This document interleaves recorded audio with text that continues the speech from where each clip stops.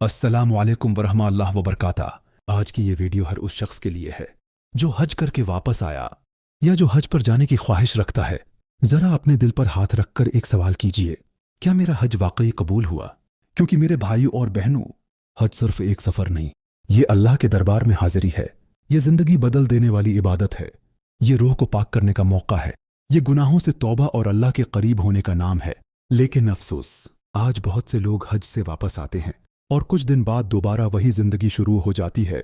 वही झूठ, वही धोखा, वही रिश्वत, वही कारोबार में नाइंसाफी, वही सोद, वही लोगों का हक मारना, वही गैबत, वही तकब्बुर, वही बेहयाई, वही फहाशी, वही बेपर्दगी, वही हराम ताल्लुकात, वही टिकटॉक, वही गुनाहों वाली महफिलें, वही नाच गाने, वही आंखों की बेएहतियाती, वही जबान की सख्ती, वही वालिदीन की बेअदबी, वही शौहर और बीवी के हुकूक में जुल्म।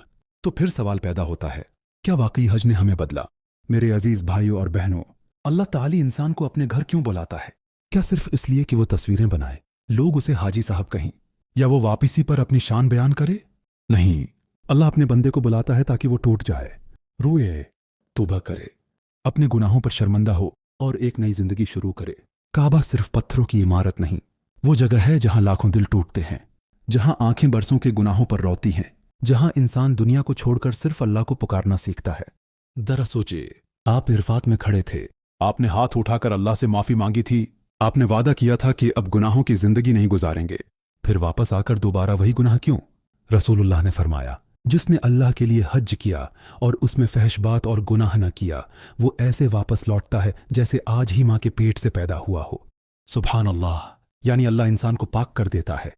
लेकिन अगर इंसान फिर भी गुनाहों की तरफ दौड़ पड़े तो इसे अपने दिल का मुहासबा करना चाहिए। आज हमने दीन को सिर्फ ज़ाहिरी शक्ल तक महदूद कर दिया है। लिबास इब्दल लिया, नाम के साथ हाजी लगा लिया, लेकिन दिल नहीं बदला। नमाज अब भी कज़ा हो रही है, कारोबार अब भी हराम से भरे हैं, निगाहें अब भी नापाक हैं, मोबाइल अब भी गुनाहों से भरा हुआ है और दिल अब भी दुनिया की मोहब्बत में डूबा हुआ है।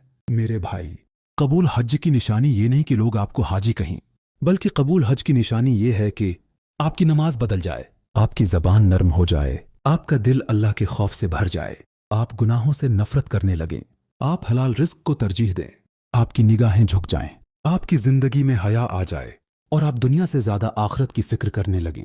याद रखिए, हज इंसान को बदलने आता है।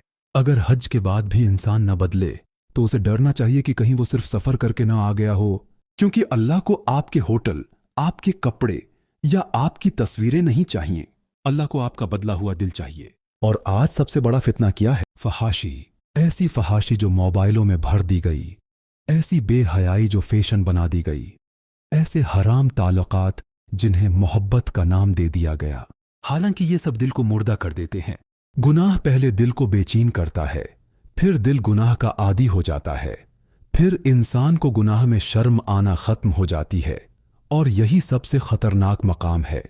हज इंसान को पाकीज़गी सिखाता है, हया सिखाता है, अल्लाह का खौफ सिखाता है। इसलिए अगर आप हज से वापस आए हैं तो अपनी जिंदगी को बदल दीजिए।